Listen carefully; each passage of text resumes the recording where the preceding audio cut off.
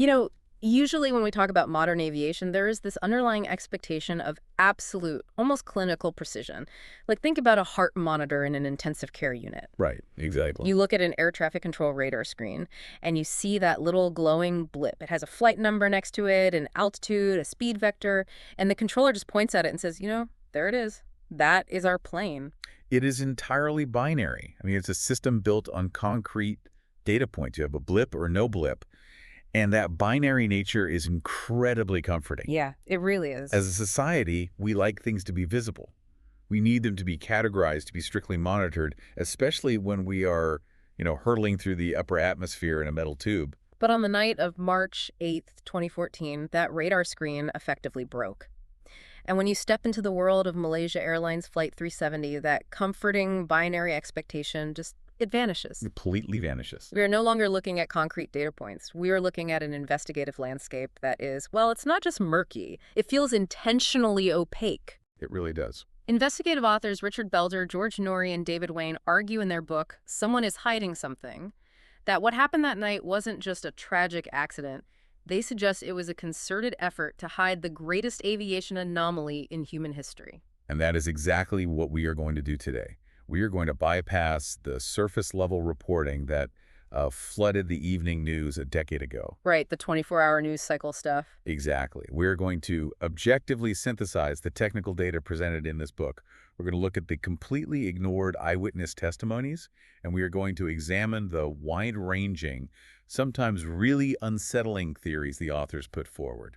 And just to be clear, the goal of this deep dive is strictly to present the facts as outlined in the text. We want to help you understand the sheer scale of the discrepancies surrounding this mystery without endorsing any single theory. Right. All we ask is that you strip away whatever preconceived notions you might have gathered from those old cable news broadcasts. Just, look strictly at the aviation science, the timeline, and the documented anomalies. Okay, so let's unpack this. Because how does a massive machine, a literal flying skyscraper, just vanish in the 21st century? It's the ultimate question. To understand how a plane disappears, we first have to really deeply understand why this specific plane shouldn't be able to. Yeah, that is the perfect place to start. The aircraft in question was a Boeing 777-200ER, and ER stands for extended range. So this wasn't some tiny single-engine prop plane flying over a cornfield, Not even close. I mean, the 777 is a titan of the skies. It has flown almost 5 million flights since its introduction. Wow, 5 million? Yeah, almost 5 million. It is universally regarded as the flagship of modern commercial aviation. It boasts an absolutely stellar safety record. Yeah. And the bedrock of that safety record is a concept called redundancy. Right. Actually, it's triple redundancy.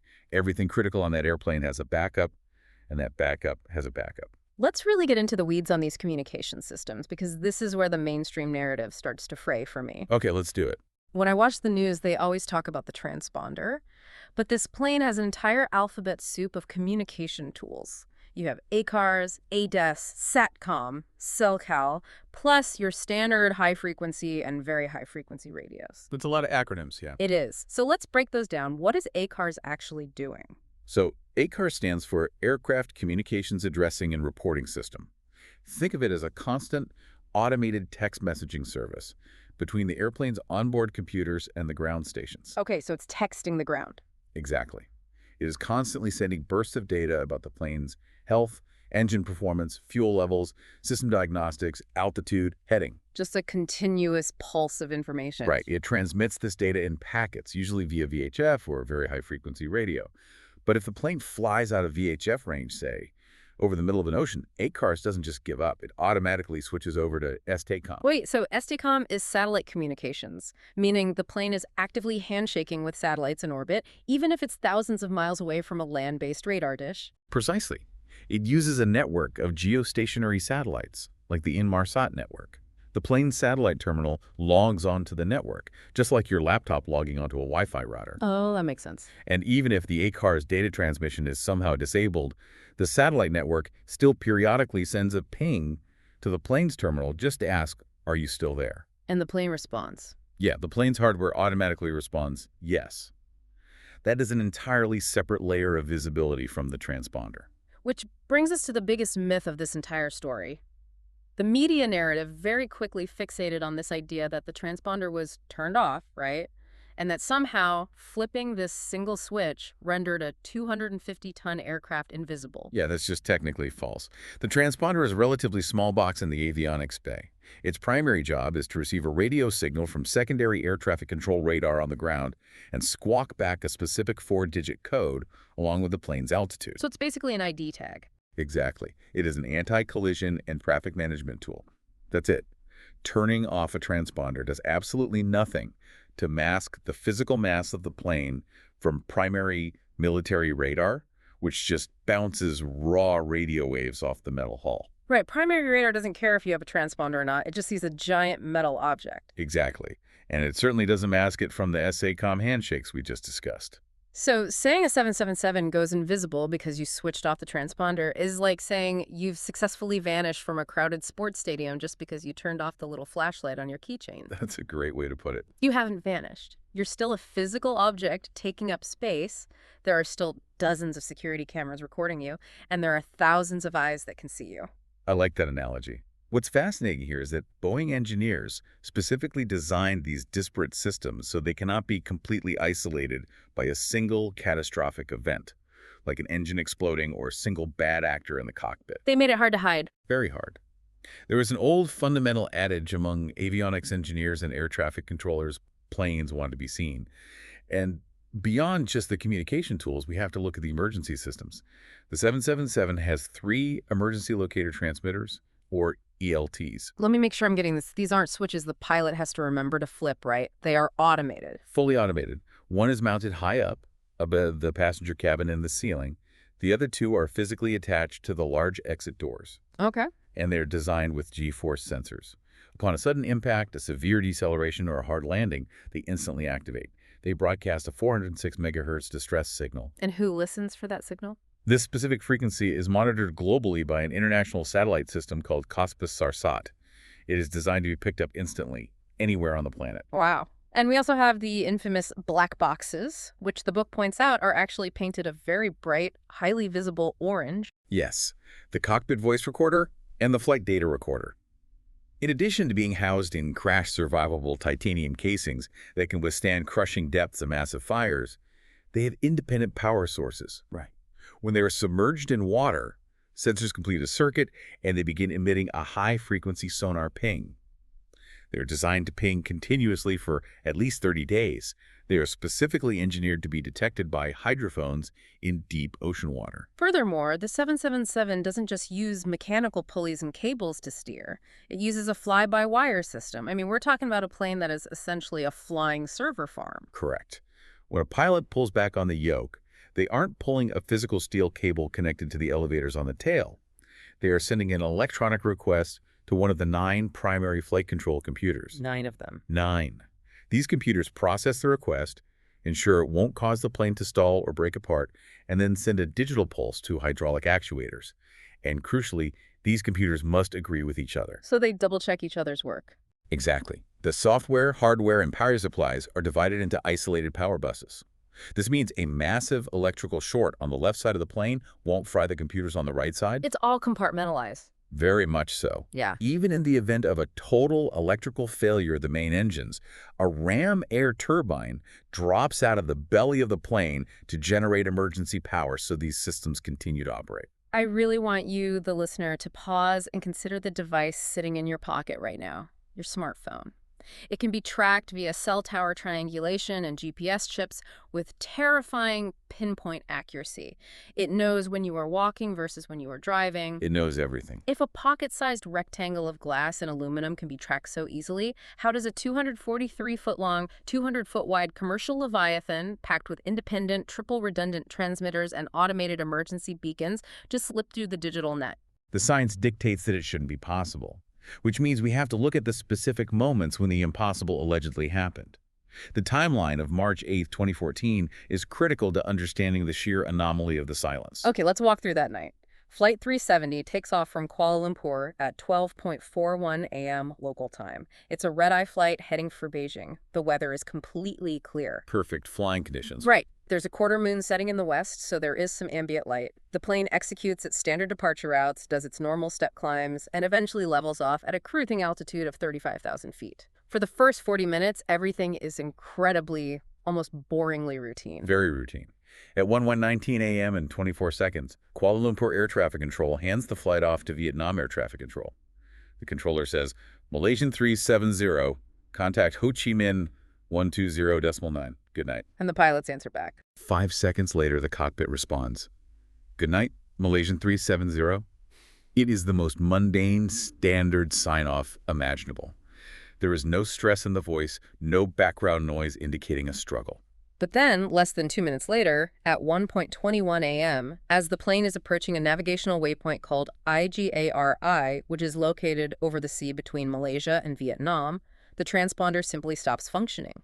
The secondary radar blip vanishes. It's like that. By 1:30 a.m., Vietnam Air Traffic Control realizes the plane has not checked in on their frequency, and they have lost contact. And here we hit the first massive brick wall in the official narrative, the missing distress call. Right. We just spent 10 minutes detailing the radio systems. Pilots are trained relentlessly on emergency protocols. You have a pan-pan call, which you repeat 3 times to indicate a developing emergency, like maybe an engine running rough or a minor pressurization issue. And then the big one. Yeah, you have Mayday repeated 3 times for a life-threatening immediate emergency. I timed this. It literally takes 2 seconds to key the microphone and say, Mayday, Mayday, Mayday. 2 seconds. You're telling me no one on that flight deck, neither the captain nor the first officer, had 2 seconds to push a button on the yoke and speak? It completely defies basic aviation training.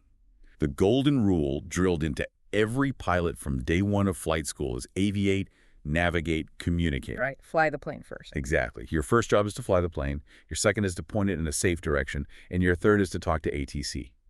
But even if we assume the pilots were dealing with an unprecedented, chaotic emergency and were prioritizing flying the aircraft, the lack of any verbal communication combined with the total failure of any automated distress signal from the 3 ELTs, the ACAR system, or the black boxes, it presents a logical paradox. A paradox how? Because it implies one of 2 absolute extremes, with no middle ground.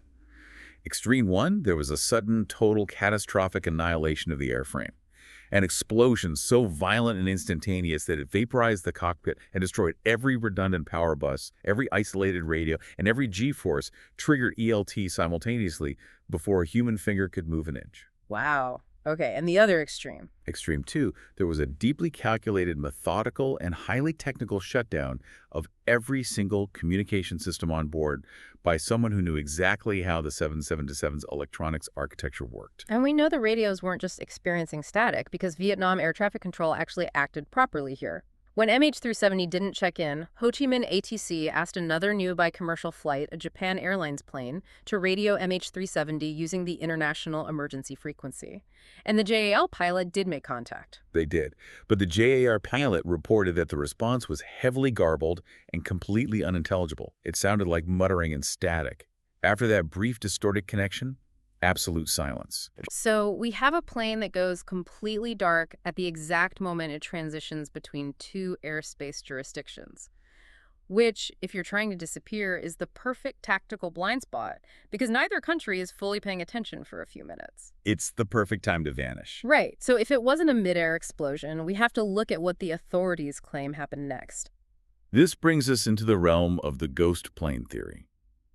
Because there was no immediate debris field found at the IGRI waypoint, the official narrative provided to the public claimed the plane didn't crash there. Instead, they said it turned around. Exactly.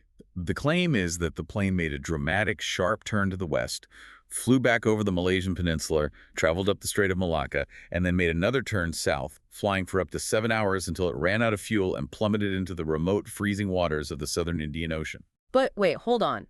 If someone is trying to hijack a plane and disappear, why on earth would they execute a U-turn and fly right back over a massive landmass bristling with military primary radar? Why not just keep flying straight into the open Pacific Ocean where there is virtually no radar coverage at all? That is a phenomenal question, and it's one the book highlights as a major contradiction. But the media narrative compounded this by introducing a deeply flawed technical claim.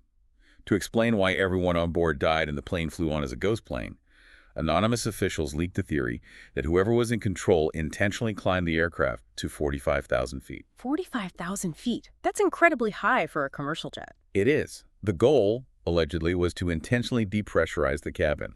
At that extreme altitude, the thin air would quickly suffocate the passengers.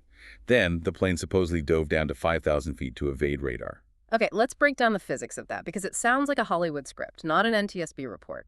Can a Boeing 777, fully loaded with passengers, luggage, and enough fuel to reach Beijing, just casually zoom up to 45,000 feet? It absolutely cannot. And this is where the book really excels, by bringing in actual aviation experts like Simon Gunson to dismantle the media's claims. Gunson points out a hard programmatic fact. The 777's service ceiling is 43,100 feet. So it's hard-coded not to go higher. Yes. The flight management computer software literally will not permit the autopilot to execute a climb above that altitude. It is a safety limit. So to get to 45,000 feet, the pilot would have to physically disconnect the autopilot and hand-fly the massive jet. Yes. And hand-flying a heavy airliner at that altitude introduces a deadly aerodynamic trap known as coffin corner. Coffin corner. That sounds intense. It is. In the thin air of the upper atmosphere, the speed required to keep the plane from falling out of the sky, the stall speed gets very high. Simultaneously, the maximum safe speed, the speed of sound, gets lower due to the cold temperature. The margin between stalling and overspeeding shrinks drastically. Oh, I see. It's like trying to drive a fully loaded 18-wheel semi-truck up a 45-degree icy hill in top gear. The physics just won't allow it. The engine stalls, the tires lose grip, and you slide backward. Exactly. The margin at that altitude for a heavy 777 is roughly 6 knots. That is an incredibly narrow window. No human pilot is precise enough to hand-fly a 250-ton aircraft within a 6-knot window while fighting the sluggish aerodynamics of thin air. So you can't just aim it up. No, the plane cannot simply point its nose up like an F-16 fighter jet on afterburners. Gunson estimated that even attempting to coax the aircraft up to that altitude would take at least 20 minutes of incredibly precarious edge-of-your-seat flying, where a single gust of wind could induce an unrecoverable stall. The idea that someone casually performed this maneuver in the dark to suffocate the cabin is scientifically absurd. And let's talk about the depressurization itself. The media painted this picture of a slow, creeping hypoxia where everyone just falls asleep. But what about the pilots? They don't just sit there and pass out, right? No, they don't. The physiological reality of depressurization makes the ghost plane theory highly problematic. In the cockpit, pilots have quick-donning oxygen masks stationed right next to their seats. They're designed to be grabbed and put on with one hand in under 2 seconds. And they don't just supply oxygen, they're basically sealed life support helmets, right? Yes. They feature an inflatable harness that instantly snaps tight around the head, creating a perfect seal. They supply 100% oxygen under positive pressure, forcing it into the lungs, and they can even filter out thick smoke. Wow. Furthermore, the microphone inside the mask activates automatically, integrating directly into the plane's radio system. So if the cabin pressure drops, blaring alarms go off in the cockpit. The pilots have mere seconds to react, but their training is purely muscle memory. Step 1 of decompression is slap the mask on. Right, it's automatic for them. The idea of a hypoxic event creeping up and overtaking the crew without a single one of them managing to don a mask or keying the mic to radio ATC completely challenges the very core of a commercial pilot's training. It does. And it leads to a glaring contradiction in the ghost plane narrative. If we assume the crew was somehow instantly incapacitated by hypoxia, we have a plane full of dead men flying on autopilot. Right. But if the plane is on autopilot, flying straight and level as a ghost plane, who programmed the dramatic, evasive Western U-turn, who programmed the flight management computer to navigate along the border of 2 countries to avoid military radar, as officials claimed. You can't have it both ways. You cannot have a plane that is simultaneously being flown by unconscious men and actively making evasive, highly calculated tactical maneuvers. The 2 concepts are mutually exclusive. They absolutely are. So let's follow the official theory to its ultimate conclusion. If the plane flew south for 7 hours and crashed into the southern Indian Ocean after fuel exhaustion, we have a physical event, a massive machine hitting the water. We must compare this hypothetical event to historical oceanic crashes to see if the physical evidence in the real world matches up. Right. The authors of the book are incredibly explicit about this. They base their analysis on the facts available at the time of publication. And the fact is, no immediate debris field was found. 0. Yeah. Let me hammer this point home for you listening. A Boeing 777 is not a solid block of steel. It is composed of roughly 3 million individual parts. 3 million. You have hundreds of seats filled with buoyant foam. You have passenger luggage, life vests, thermal insulation, interior plastic paneling. So much of this material is specifically designed by engineers to float. Let's look at historical precedents to understand how anomalous this is. In 2009, Air France Flight 447 and Airbus A330 crashed into the Atlantic Ocean in the middle of the night during a severe storm. Despite the remote location and the horrific weather, searchers spotted a massive debris field and a 3-mile-long oil slick on the surface the very next day. The very next day. And what about Swiss Air Flight 111? That's an even more violent example. Much more violent. Swiss Air 111 crashed off the coast of Nova Scotia in 1998. It hit the water at an estimated 345 miles per hour. The aircraft experienced an instantaneous deceleration force of 350 Gs. It completely disintegrated into literally millions of pieces in less than a second. It was catastrophic structural failure. But even with that level of pulverization, searchers still found a massive floating debris field of pulverized foam, wiring, and personal effects. And they recovered the black boxes from the ocean floor within days. Correct. The physics of water landings at high speeds dictate that they are not gentle events.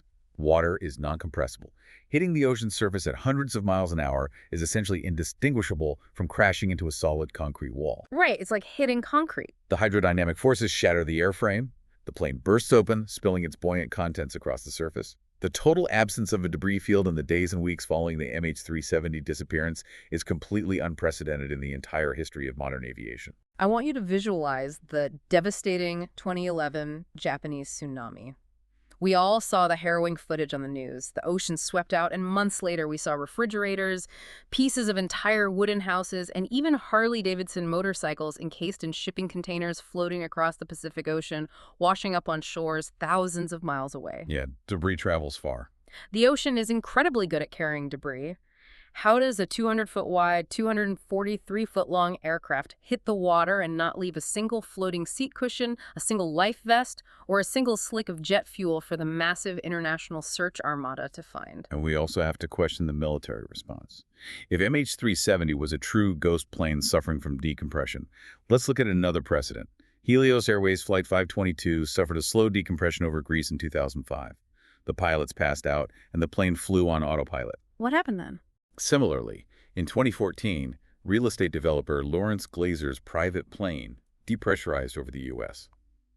In both of those cases, military fighter jets were scrambled immediately. They flew right up to the windows of the aircraft. The fighter pilots visually inspected the cockpits and could physically see the civilian pilots slumped over their controls. Exactly. So where were the Malaysian fighter jets? Or the Thai fighter jets? Or the Indonesian fighter jets? If a massive commercial airliner goes dark, stops transmitting its squawk code, and makes a sharp, unannounced U-turn right back into sovereign airspace, why wasn't a single F-18 scrambled to intercept it and look in the windows? It represents a glaring, almost incomprehensible operational failure by the military authorities of several nations. Or, more sinisterly, it represents a failure to truthfully report what they actually did see. Right.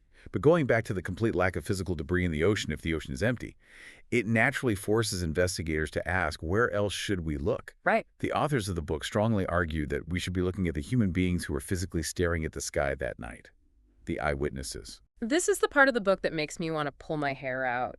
If you are investigating a crime scene and you have multiple independent witnesses located in completely different geographical areas who don't know each other, and they all point their fingers in the exact same direction, wouldn't you look there? You would think so.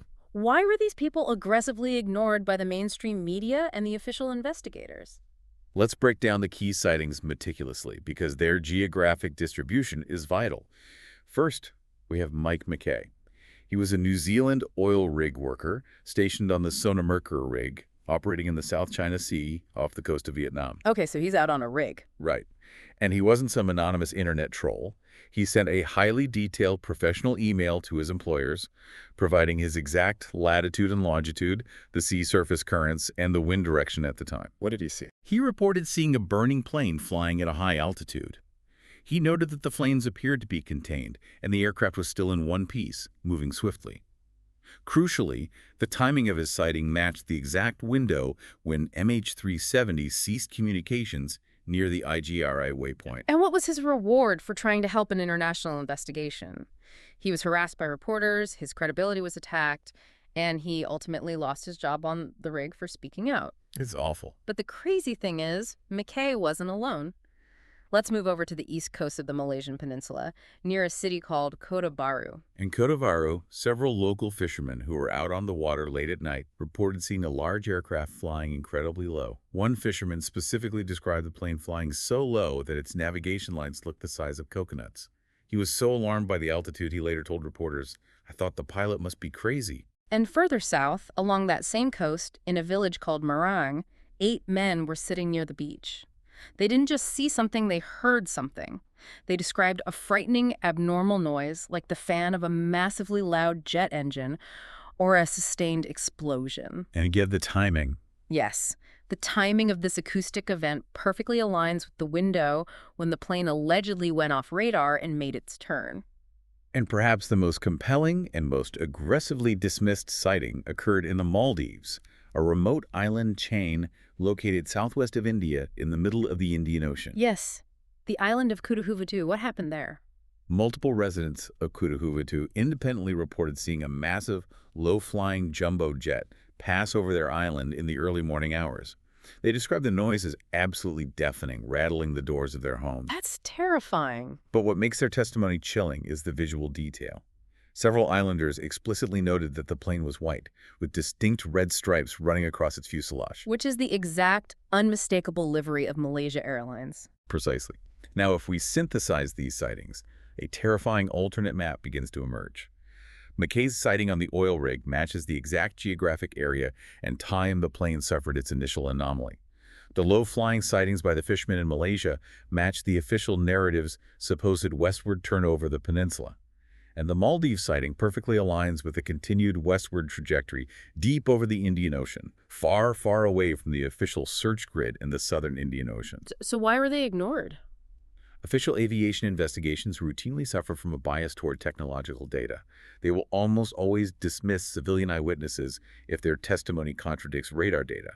But the supreme irony in the case of MH370 is that the primary radar data provided by the Malaysian military is highly disputed, filled with unexplained gaps, and was released in a piecemeal, contradictory fashion. So they trusted flawed radar over multiple independent human beings? They did. If we assume for a moment that the plane didn't just crash silently into the Southern Ocean, but was instead physically present in these areas, burning or flying dangerously low, we need to ask what caused this distress. If multiple people are seeing a plane in trouble, we need to look at the physical vulnerabilities of the 777 itself and, critically, what it was carrying in its cargo hold.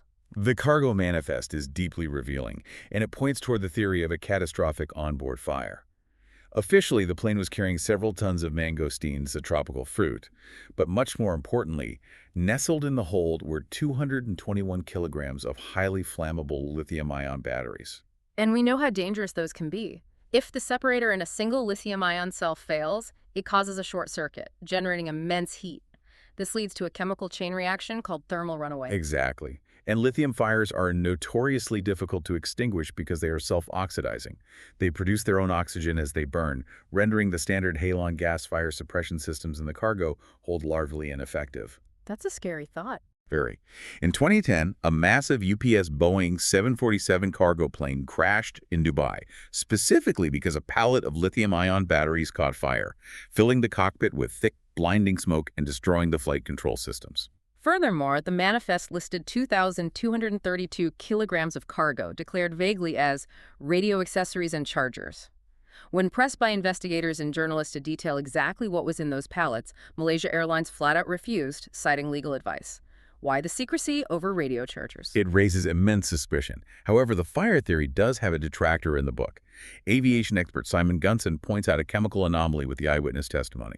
A lithium-ion fire burns with a distinct brilliant violet or bluish-white flame. But Mike McKay, the oil rig worker, specifically described seeing an orange fire. And again, if there was a massive cargo fire, the pilots have their smoke-filtering oxygen masks. They would immediately transmit a mayday. Unless someone intentionally caused the fire, or more likely, intentionally disabled the communication systems to hide the plane's path. Which brings us to a terrifying structural vulnerability in the Boeing 777, the EE Bay, the Electronics Equipment Bay. The EE Bay, sometimes called the Main Equipment Center, is the literal electronic brain of the airplane. It is a compartment located underneath the cockpit floor. It houses the massive racks of computers that control the fly-by-wire system, the ACARS transceivers, the flight management computers, and critically, the physical circuit breaker panels that route power to these systems. It also houses the backup oxygen supply for the pilots. Now, you would think this room would be locked up like Fort Knox. But the book details a YouTube video posted by an Australian 777 pilot, Captain Matthew Williman. He demonstrates that there is an unsecured access hatch located in the passenger cabin, right near the forward galley, just outside the locked cockpit door. Yes, you can simply lift the carpet, pull a latch, and climb down a small ladder directly into the EE Bay, completely bypassing the reinforced, bulletproof cockpit door. It's like building a bank with a massive 2-foot-thick steel vault door, but leaving a wooden trapdoor wide open in the public lobby. It's exactly like that. If someone with knowledge of avionics accessed that EE Bay during the flight, they wouldn't need to hack a computer. They could just walk down there and start manually pulling the physical circuit breakers. Could they disable the transponders and the communications from down there? They absolutely could. Pulling those breakers physically severs the electrical power and data links to the communication arrays. It circumvents all the triple redundancies we discussed earlier because you are cutting the power at the source. This presents a massive vulnerability and lends heavy credence to the theory of deliberate sabotage from within the cabin. But if someone is in the cabin pulling at the floorboards and crawling into the avionics bay, what are the passengers doing? There were 239 people on board, which brings us to another massive anomaly, the cell phones. Right, the phones. Out of 239 people facing a hijack or a plunging aircraft, not a single confirmed phone call was made to a loved one. The mainstream media quickly brushed this off, arguing that cell phones simply don't work at 35,000 feet because they are out of range of terrestrial towers. But the physics of GSM networks are more complicated than that. We know from other tragic aviation incidents, like United Flight 93, that phones do sometimes connect from high altitudes, or at least attempt to connect. Explain how that works, because if you're flying at 500 miles an hour, you're passing towers incredibly fast. That introduces the Doppler effect. The speed of the aircraft causes the radio frequency of the phone's signal to shift, making it hard for a single cell tower to lock onto it. Additionally, at 35,000 feet, the phone has line of sight to dozens, sometimes hundreds of towers simultaneously. So the network just gets confused. Exactly. The network gets confused about which tower should handle the call. However, even if a phone cannot complete a voice call, as long as it isn't in airplane mode, it is constantly sending out a location update request. It's pinging. Yes. It sends out a powerful burst of electromagnetic radiation every few minutes, shouting to the network, "Here I am, who can hear me?" A pilot and network technician quoted in the book noted that 200 cell phones pinging at once, boosting their power output to try and reach a distant tower, creates a massive chorus of electromagnetic radiation. Cellular listening stations and military SIGINT installations absolutely pick up that kind of digital noise. And here is the absolute smoking gun on the phone issue. U.S. officials leaked to CNN that the co-pilot's cell phone was left on, and according to the records, his phone actually pinged a terrestrial cell tower in Penang, Malaysia, right around the time the plane disappeared from radar and supposedly made its turn. That is a critical data point. If the co-pilot's phone pinged a tower, it proves two things. First, the plane was low enough for a cellular handshake to occur, and second, the plane was close enough to land to hit a tower. So if they were low enough and close enough to land, why didn't 239 passengers pull out their phones and try to call their families? If they were being hijacked or if the plane was on fire, human instinct is to reach for your phone. It is a terrifying question. The total absence of passenger communications implies a grim reality. It suggests the passengers were either already completely incapacitated, perhaps by a sudden depressurization event they couldn't react to, or that their cellular devices were being actively jammed by sophisticated electronic warfare equipment on board. Which forcefully pivots us to the question of who might be responsible. If deliberate sabotage, jamming, or hijacking is on the table, we must look at the people on board and how the global media apparatus portrayed them in the chaotic aftermath. Let's start with the passenger manifest. In the first few days, the media went into an absolute frenzy because authorities discovered there were 2 Iranian men traveling on MH370 using stolen European passports. The 24-hour news networks immediately branded them as al-Qaeda terrorists, spinning up graphics of a coordinated hijacking. But the truth was far less sensational, right? Much less. Yeah. Interpol quickly investigated their backgrounds and cleared them completely. They were simply young asylum seekers. They were trying to migrate to Germany via Beijing to start a new life, utilizing a well-known black market smuggling route. They had no ties to terrorism whatsoever. But what makes this part of the story so disturbing is how the Malaysian police handled the release of this information. They released CCTV images of the two Iranian men walking through the airport to the press. But internet sleuths and journalists quickly noticed a glaring, ridiculous error in the photos. The two men in two separate photos had identical legs. I remember this. The lighting, the position of the feet, the shadows, the folds in the pants. They were pixel for pixel perfect matches. The Malaysian police had literally used Photoshop to copy the image of one man's legs and paste them onto the upper body of the other man.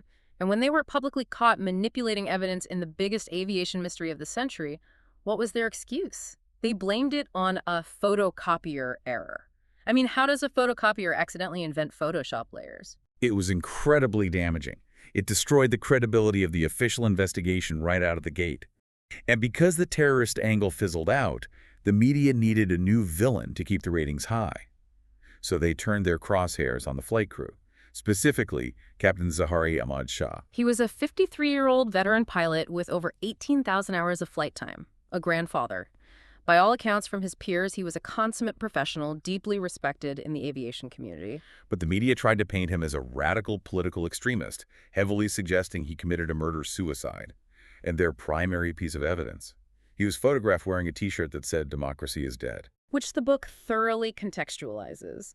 That shirt wasn't some terrorist manifesto. It was a standard, widespread, completely peaceful protest shirt worn by millions of Malaysians who felt a recent local election had been politically rigged. It was the equivalent of wearing a vote T-shirt. And the co-pilot, Farik Abdul Hamid. He was 27 years old, mild-mannered, living with his parents, and was literally planning to propose to his girlfriend. There were no financial problems, no extremist ties, no red flags. Despite the lack of evidence against the crew, the media needed a spectacle. The book offers a scathing, deeply necessary critique of the 247 cable news cycle, singling out CNN's coverage as particularly egregious. While authorities were failing to provide real answers, cable news filled the airwaves with absolute unscientific absurdities. It was maddening. They brought on experts to seriously discuss whether a microscopic black hole could have materialized and swallowed the plane. They devoted segments to parallel universes and zombie planes. And it culminated in CNN literally running a viewer poll, asking the public if they thought space aliens or time travelers had abducted the plane. And terrifyingly, 9% of respondents said it was likely. But the book reveals a deeply cynical detail about that poll. The CNN pollsters were internally instructed to always ask the alien question last in the sequence of questions. They essentially engineered the poll, wearing down the respondents, to guarantee they got a wacky, statistically significant result that they could then build a primetime segment around. It wasn't journalism, it was entertainment. Contrast this multi-million-dollar media circus with the everyday citizens participating in the comment sections of Yahoo News and Reuters. The authors of the book brilliantly quote these people at length, showing how the public was actually far more rational than the pundits. I loved this part. You have a commenter named Gary, who identifies as an Air Force veteran, methodically pointing out that hypoxia warning systems and cabin altitude horns would have deafened the crew long before they passed out, completely dismantling the ghost plane theory. You have another commenter, Dimka, directly asking the lead investigator how a 250-ton jet hits the ocean at terminal velocity and doesn't leave a single piece of floating fuselage or a life vest. These citizens were doing better investigative journalism and applying more basic, rigorous logic than the major television networks. And perhaps the most heartbreaking example of this media failure relates to the families of the victims. Right. The Chinese families, who represented the majority of the passengers, formed a committee and submitted a list of 26 highly technical, brilliantly researched questions to the Malaysian authorities. They didn't ask about aliens. They asked about the 406 megahertz frequencies of the ELTs. They asked for the raw Doppler data from the satellite pings. They asked for the primary radar logs. And the media completely ignored the family's intelligent questions to run another segment on the Bermuda Triangle. This brings us to a vital sociological concept discussed in the text Manufacturing Consent. What does that mean in this context? It's a theory developed by Edward S. Herman and Noam Chomsky. building on the earlier work of Walter Lippmann. It argues that mass media doesn't just report the news, it shapes public perception to align with the interests of those in power. Oh, I see. By flooding the airwaves with absurdities, black holes, and alien theories, the media creates a vacuum of truth. This vacuum allows authorities to push a specific, simplified narrative. In this case, the plane is lost in the southern Indian Ocean, and we may never know why. It exhausts the public. It conditions them to accept a lack of answers, replacing outrage over missing radar data with a shoulder shrug. Okay, so if we strip away the manufactured consent, the alien poles, and the Photoshop legs, we are left with the cold, hard anomalies. If it wasn't a standard hijacking by terrorists and the evidence against a cargo fire or mechanical failure is strong, how could a massive plane piloted by sane men be commandeered and flown into the shadows?